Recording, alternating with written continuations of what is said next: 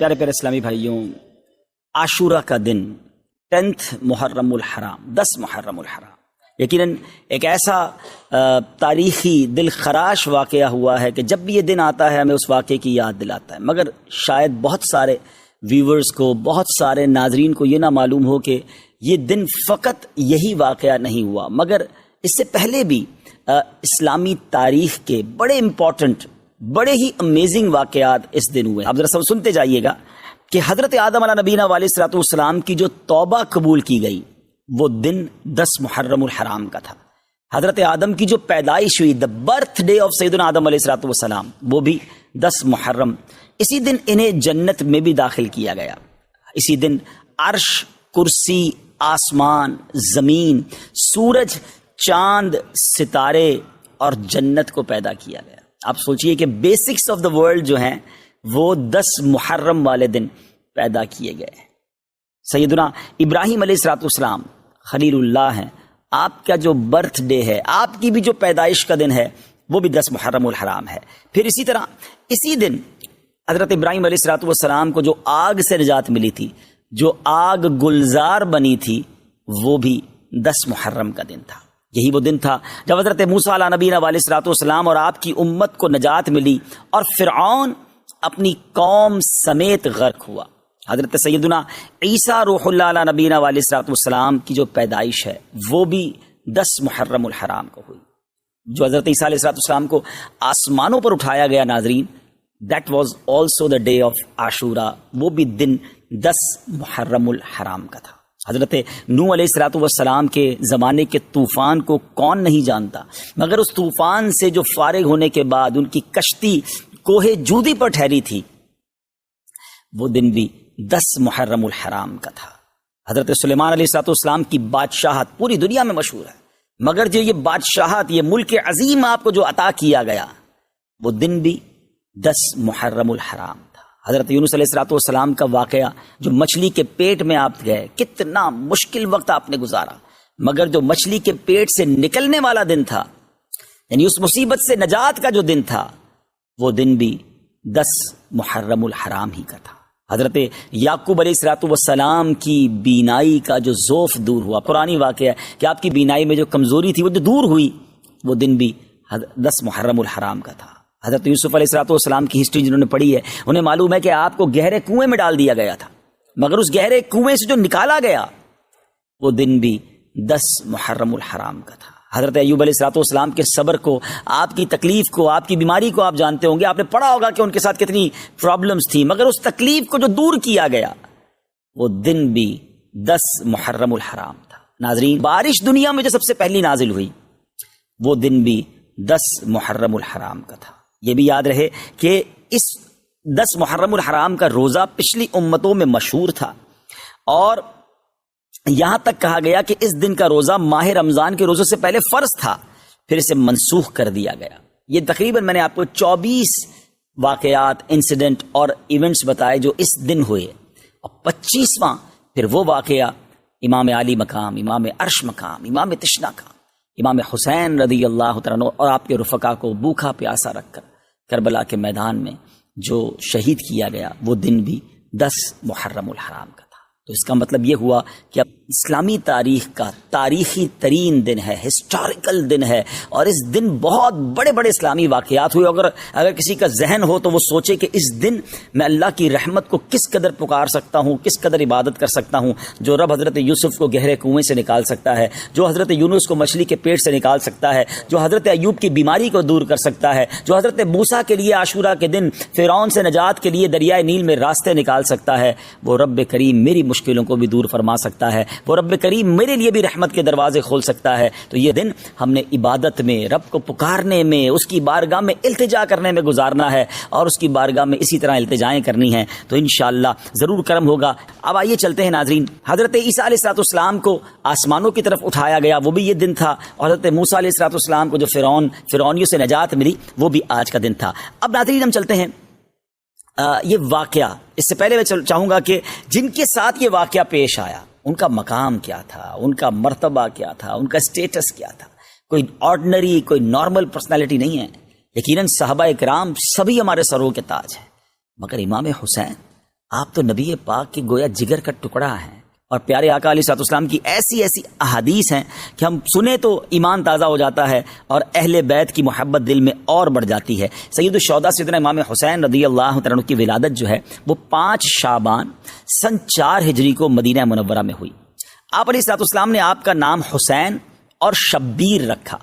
آپ کی کنیت ابو عبداللہ اور لقب سبط رسول اللہ، یعنی سبت کہتے ہیں درخت کو، اور جس کی بہت ساری شاخیں ہوں۔ پھر اللہ پاک نے حضرت امام حسین کی نسل کو کتنی برکت دی، اور پوری جو یوں کہی کہ سید صاحبان جو ہے دنیا بھر میں وہ حسنی اور حسینی سید بنے۔ تو یہ ایسا درخت ہے جس کی شاخیں اللہ پاک نے کیسی عطا فرمائی، اور دنیا بھر میں اللہ نے نبی پاک کی گویا نسل مبارک کو ان سے آگے بڑھایا۔ پھر ریحانۃ الرسول، پیارے آقا علیہ السلام نے ان کو جنتی نوجوانوں کا سردار قرار دیا، یعنی دونوں کو، حضرت امام حسن امام حسین کو جنتی نوجوانوں کا سردار۔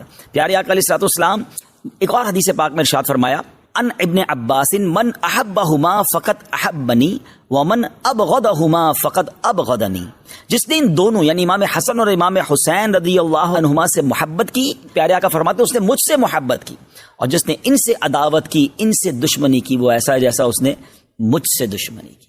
ناظرین ذرا غور کیجئے، میرے آقا علیہ الصلوۃ والسلام ان کو اپنے پھول کہا کرتے، اور روایتوں میں آتا ہے باقاعدہ پھولوں کی طرح انہیں اسمیل بھی کیا کرتے، انہیں سونگھا بھی کرتے، انہیں چوما بھی کرتے۔ یہ وہ شخصیات ہیں جنہوں نے نبی پاک کے مبارک کاندھوں پہ سواری کی، اس لیے ان کو راکب دوش مصطفیٰ کہا جاتا ہے، یعنی جنہوں نے نبی پاک کے کاندھے پر سواری کی۔ پیارے آقا سجدے میں جاتے تو یہ شہزادے نبی پاک کی مبارک کاندھے پر آ جاتے، نبی پاک سجدہ طویل فرما دیتے، نبی پاک انہیں چوما کرتے۔ ایک اور میں خوبصورت بات بتاؤں، امام حسین، اندازہ ہو کہ وہ شخصیت کیسی ہیں کہ امام حسین رضی اللہ تعالیٰ وہ ہیں کہ دیکھیں ہمارے یہاں کوئی بچہ پیدا ہو، ہم سب سے پہلے کیا کرتے ہیں، کسی بزرگ کو ڈھونڈتے ہیں، کسی عالم دین کو ڈھونڈتے ہیں کہ کان میں ذرا اذان بھی دے دیں اور کوئی گٹی دے دیں، تہنیک کہلاتی ہے وہ، کہ وہ کوئی چیز میٹھی چٹا دیں یا کھجور چبا کے چٹا دیں، شہد چٹا دیں، تاکہ ابتدا اچھی ہو، اسٹارٹ اچھی ہو۔ اچھی باتیں کرنا چاہیے، سنت بھی ہے، پیارے آقا علیہ السلام کی بارگاہ میں صحابہ لے کر آتے تھے۔ مگر آپ کو پتہ ہے کہ امام حسین رضی اللہ تعالیٰ کی اسٹارٹ کیسے ہوئی، کہ جب آپ پیدا ہوئے نا تو نبی پاک علیہ السلام نے اپنی مبارک زبان امام حسین کے منہ میں دے دی۔ ٹرائی ٹو انڈرسٹینڈ، ناظرین ذرا سمجھیے کہ یعنی ان کی جو ابتدا ہے وہ نبی پاک کا لعاب دہن ہے۔ اچھا، اذان دینے کے لیے ہم کسی بزرگ کو بلاتے ہیں، امام حسین کے کانوں میں اذان کس نے دی؟ اللہ کا نام لیا اور آواز تھی حبیب خدا کی، یعنی پیارے آقا علیہ السلام نے امام حسین رضی اللہ عنہ کی کان میں اذان دی۔ محبت کا لیول دیکھیے کہ ایک بار نبی پاک علیہ السلام کے مبارک صاحبزادے حضرت ابراہیم رضی اللہ عنہ نبی پاک کی گود میں ہیں، اور گود میں دوسرے حصے پر امام حسین بیٹھے ہیں۔ جبریل امین آتے ہیں، عرض کرتے ہیں حضور دونوں میں سے ایک کو سلیکٹ کر لیں۔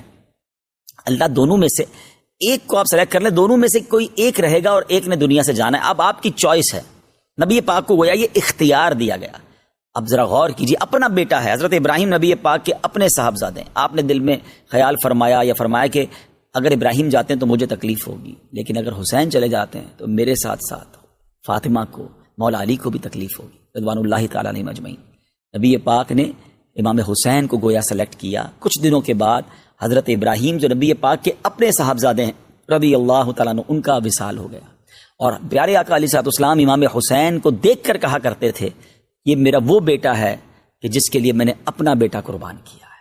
اللہ اکبر، ذرا سوچئے، میرے آقا کی ایسی والہانہ محبت ہو تو پھر ہم کیوں نہ اس گھرانے سے محبت کریں، ہم کیوں نہ اپنا سب کچھ امام حسین اور ان کی آل پر قربان کر دیں۔ یہ کیسا گھرانہ ہے۔ اعلیٰ حضرت امام اہل سنت سے پوچھئے نا، آپ کہتے ہیں کیا بات رضا اس چمنستان کرم کی ہے، فرماتے ہیں ایسا کرم کا چمنستان ہے، ایسا کرم کا باغ ہے، کیا بات رضا اس چمنستان کرم کی، زہرا ہے کلی جس میں حسین اور حسن پسند۔ کیا بات رضا اس چمنستان کرم کی، کیا بات رضا اس چمنستان کرم کی، کیا اس چمنستان کرم کی، سہرا ہے کلی جس میں حسین اور حسن پھول زہرا ہے کلی جس میں حسین اور حسن اب امید ہے کہ سچی بات تو یہ ہے کہ پھر بھی ہماری اوقات بھی نہیں ہے. ہماری اوقات کیا ہے کہ ان بڑی ہستیوں کا ہم ذکر کریں. نہ ہمارے پاس الفاظ ہیں، نہ ہم ان کی شان بیان کر سکتے ہیں. ہم تو صرف یہ دامن پھیلائے آج پروگرام کے لیے آ گئے ہیں کہ ان کا ذکر کریں گے، اچھوں کا ذکر کریں گے، بڑوں کا ذکر کریں گے، سرکاروں کا ذکر کریں گے تو ہماری جھولیاں بھی بھر دی جائیں گی. اعلیٰ حضرت کہتے ہیں نا کہ کیسے آقاؤں کا بندہ ہوں رضا، بول بالے میری سرکاروں کے. اللہ ان کے صدقے ابانی مغفرت فرما دے. ہم قابل بھی نہیں ہیں. ہم شہدائے کربلا کا، امام حسین کا، گھرانہ مصطفیٰ کا ہم کیا ذکر کریں؟ بس ہم تو خیرات لینے آئے ہیں کہ ان کا ذکر کریں گے تو ہماری جھولیاں بھر دی جائیں گی. تو اب امام حسین رضی اللہ تعالیٰ عنہ کے بچپن، ابھی جب آپ کی ولادت ہوئی ہے نا، تو حضرت ام الفضل فرماتی ہیں کہ ایک روز میں نبی پاک علیہ الصلوۃ والسلام کی خدمت میں حاضر ہوئی. میں نے دیکھا کہ امام حسین نبی پاک علیہ الصلوۃ والسلام کی گود میں ہیں، اور میں کیا دیکھتی ہوں کہ پیارے آقا کی چشمان کرم سے آنسوؤں کی جھڑی لگی ہوئی ہے. ام الفضل کہتی ہیں کہ حضور، میرے ماں باپ آپ پر قربان، حضور یہ حالت کیوں ہے، کیا وجہ ہے؟ نبی پاک علیہ الصلوۃ والسلام نے فرمایا کہ ابھی جبریل امین میرے پاس آئے، انہوں نے خبر فرمائی کہ میری امت اس فرزند کو قتل کرے گی. میں نے کہا کیا اس کو، یعنی امام حسین کو؟ فرمایا ہاں، اور میرے پاس اس کے مقتل کی سرخ مٹی بھی لائے. یعنی جبریل امین نے یہ خبر امام حسین کے بچپن میں ہی دے دی کہ یہ شہید بھی ہوں گے، اور جس مقام پر شہید ہوں گے اس کی مٹی بھی پیارے آقا کو دکھائی گئی. ایک اور روایت سنیے. ابو نعیم نے نجی حضرمی سے روایت کی کہ وہ سفر صفین میں حضرت مولا علی شیر خدا کرم اللہ تعالی وجہ الکریم، جو حضرت امام حسین کے والد محترم ہیں، کہتے ہیں ہم ان کے ساتھ تھے.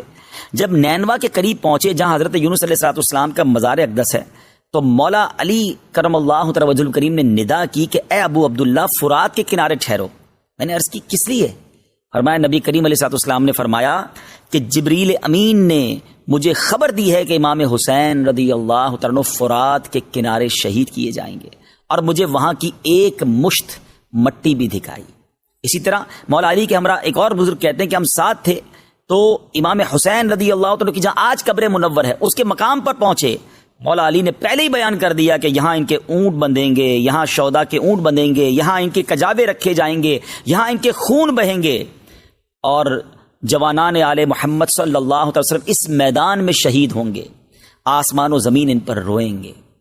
میرے پیارے اسلام بھائی، یہاں چلے میں پہلے تو ذرا یہ بتاؤں کہ فرات نہر ہے بڑی زبردست، آج بھی جو کربلا جاتے ہیں ان کو پتا ہے، مگر فرات کا کنارہ تھا، مگر ان ظالموں نے پانی نہ پینے دیا، اور پیاسا ہی ان کو دنیا سے جانا پڑا. وہ مولانا حسن رضا خان صاحب کا شعر ہے نا کہ آپ فرماتے ہیں کہ اے فرات تو خاک میں مل جا، تجھے اہل بیت کے نوجوانوں کی سوکھی زبانیں نظر نہ آئیں. خشک ہو جا خاک ہو گئے، خاک میں مل جا پورا، خشک ہو جا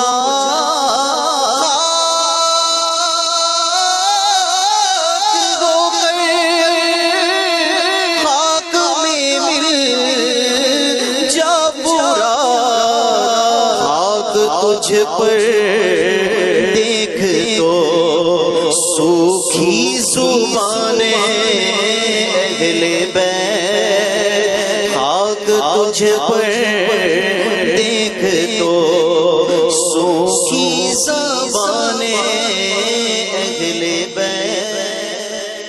اب ناظرین، یہاں جو بات بڑی اہم سمجھنے والی ہے، دیکھیں نبی پاک علیہ الصلوۃ والسلام کو بچپن سے معلوم تھا کہ امام حسین شہید ہوں گے. مولا علی کو معلوم ہے، بی بی فاطمہ کو معلوم ہے رضوان اللہ تعالیٰ علیہ مجمعین، اور صحابہ کرام کی بڑی جماعت کو، یعنی مدینہ منورہ بھی مشہور ہو چکا تھا کہ نواسہ رسول شہید کیے جائیں گے. اب بڑا ریلیونٹ کوسچن ہے، بڑا اہم سوال ہے کہ جناب نبی پاک علیہ الصلوۃ والسلام تو وہ ہیں جو اشارہ کریں تو چاند دو ٹکڑے ہو جاتا ہے، آپ دعا فرمائیں تو ڈوبا سورج پلٹ آتا ہے. بڑے بڑے مسائل، بڑے بڑے پرابلم لے کر صحابہ آتے اور نبی پاک ہاتھ اٹھاتے، ان کے مسائل حل ہو جاتے. ٹوٹی پنڈلی لے کر آتے، پیارے آقا جوڑ دیتے. نکلی آنکھ لے کر آتے، نبی پاک لگاتے، وہ آنکھ روشن ہو جاتی. وہ آقا علیہ الصلوۃ والسلام جن کے پاس اتنا اختیار اور محبت کا عالم یہ کہ نبی پاک فرمایا حسین مجھ سے اور میں حسین سے ہوں.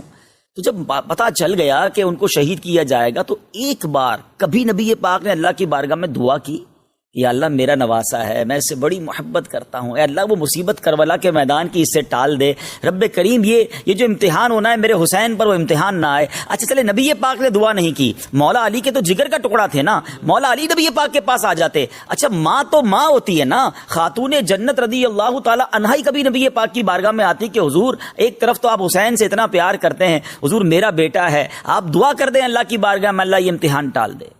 آپ سوچئے یہ کیا بات تھی. ایوری بڈی نوز اٹ، سب کو معلوم ہے، مگر کوئی دعا نہیں کر رہا اس امتحان کے ٹلنے کی، کوئی التجا نہیں کر رہا. اس کا مطلب پتہ کیا ہوا ناظرین ہے کہ سب لوگ اس امتحان کے لیے تیار تھے. وہ امام حسین کی پرورش کر رہے ہیں کہ ہمارا بیٹا بڑا ہو کر اس امتحان سے گزرے، اللہ کی رضا کے لیے اپنا سر کٹائے، شہادت کا مرتبہ حاصل کرے. یہ کیسا جذبہ تھا، یہ کیسی ٹریننگ تھی، یہ کیسی رب کی رضا پر راضی رہنا تھا. وہ شاعر کہتے ہیں نا، زباں پر شکوے رنج و علم لایا نہیں کرتے، زباں پر شکوے رنج و علم لایا نہیں کرتے، نبی کے نام لیوا غم سے گھبرایا نہیں کرتے. آپ سوچئے کہ یہ یعنی اب ہم سب کے لیے میسج کیا ہے. میں نے جیسے پروگرام کے شروع میں کہا تھا کہ ہم واقعہ کربلا انشاءاللہ پوری کوشش کریں گے کہ سٹیپ بائی سٹیپ بیان کریں، مگر اپنے لیے بھی تو میسج لینا کہ بچپن سے پتا ہے یہ بیٹا شہید ہوگا، سب راضی ہیں. ہم پر چھوٹا سا امتحان آ جائے، ہم پر چھوٹی سی کوئی پرابلم آ جائے، واویلا، شکوے، شکایات، کمپلین، پتہ نہیں میرے ساتھ کیوں ہو رہا ہے، میرا کیا قصور ہے، مجھ پر یہ آفت کیوں آئی ہے، میں تو یہ بھی کرتا ہوں، میں تو وہ بھی کرتا ہوں. اپنے گناہ یاد نہیں آتے، ایسے موقع پر اپنی نیکیاں یاد آتی ہیں جو پہلے ہماری نیکیاں ناقص ہیں. ہم کیوں بھول جاتے ہیں امام حسین کے امتحان کو، کیوں بھول جاتے ہیں حضرت ایوب کے امتحان کو، کیوں بھول جاتے ہیں حضرت موسیٰ کے امتحان کو. حضرت ابراہیم کو تو آگ میں ڈالا گیا، اللہ کے نبی ہیں، یہ تمام واقعات بتا رہے ہیں کہ زباں پر شکوے رنج و علم لایا نہیں کرتے، نبی کے نام لیوا غم سے گھبرایا نہیں کرتے. بلکہ امیر اہل سنت نے تو ہمیں ایک اور بہت پیارے انداز میں سمجھایا ہے، خاص طور پہ مبلغین کو، جو لوگ دین کا کام کرتے ہیں اور جب تھوڑا سا کام کرتے ہیں کوئی ساتھ نہیں دیتا دل توڑ بیٹھ جاتے ہیں. یار بھائی نیکی کا زمانہ نہیں ہے، میں تو چلا تھا مسجد بنانے، میں تو چلا تھا لوگوں کو نیکی کا کام کرنے، میرا ساتھ ہی کسی نے نہیں دیا، میرا دل توڑ دیا، میں تو نہیں کروں گا کام. نہیں جناب، یہ شروع میں مشکلیں آتی ہیں. امیر علیہ السلام فرماتے ہیں پیارے مبلغ معمولی سی مشکل پہ تو گھبراتا ہے، پیارے مبلغ معمولی سی مشکل پہ تو گھبراتا ہے، دیکھ حسین نے دین کی خاطر سارا گھر قربان کیا. تو سمجھے نا کہ یہ قربانیاں دے کر دین پھیلا ہے. تو ہمارے ساتھ بھی پرابلمز آئیں گے. بہت خوبصورت جملہ ہم نے اپنے نگران شورا سے سنا، وہ فرماتے ہیں کہ زندگی کی گاڑی مسائل کے پہیوں پہ چلتی ہے. مسائل آئیں گے، پرابلمز آئیں گی، یہ ہمیں ٹیسٹ کیا جاتا ہے، یہ ہمیں ہمارا امتحان لیا جاتا ہے. تو کربلا کے اس واقعے سے خاص طور پہ بچپن میں جو نبی پاک کو امام حسین کے بچپن میں معلوم تھا یہ شہید ہوں گے، مگر دیر از نو کمپلین. یہ سبق دے رہا ہے ہم سب کو کہ اگر آ جائے کوئی مشکل، یا اللہ ہم تیری رضا پر راضی ہیں، اے اللہ ہمیں اس مشکل دعا کرنے میں حرج نہیں ہے، لیکن واویلا نہیں، شکوہ نہیں، کمپلین نہیں. سب لوگوں کو بتانے کا کیا فائدہ ہے؟ مزہ پتہ ہے کیا ہے؟ اچھا ایک جملہ آپ نے سنا ہوگا، صبر جمیل کرتے نا، اللہ آپ کو صبر جمیل عطا فرمائے، صبر جمیل پر اجر عظیم عطا فرمائے. کبھی کسی کو پوچھ لے حضرت صبر جمیل کا معنی کیا ہے؟ میں آپ سے پوچھتا ہوں، جی مدنی چینل کے ناظرین میں آپ سے پوچھ رہا ہوں، صبر جمیل کس کو کہتے ہیں؟ یہ کسی جمیل بھائی کا صبر نہیں ہے. اس کی ڈیفینیشن یہ ہے، اس کی تعریف یہ ہے کہ ایک بندہ ہے جو پرسکون ہے، کوئی پرابلم نہیں ہے، اور ایک اس کے برابر میں بندہ وہ بیٹھا ہے جو بڑی تکلیف میں ہے، مگر دونوں کو دیکھ کر پتہ نہ چلے کون مشکل میں ہے. میرا چہرہ بھی نہ بتائے کہ اندر کتنا درد ہے، اندر کتنی تکلیف ہے، کیونکہ میں جانوں میرا رب جانے. ہاں مزہ یہ، یعنی صبر اس کا نام ہے، صبر جمیل اس کا نام ہے کہ کسی کو پتہ نہ چلے. وہ شاعر کہتے ہیں نا، کسی کا احسان کیوں اٹھائیں، کسی کو حالات کیوں بتائیں، تم ہی سے مانگیں گے تم ہی دو گے، تمہارے در سے ہی لو لگی ہے. کسی کا احسان کیوں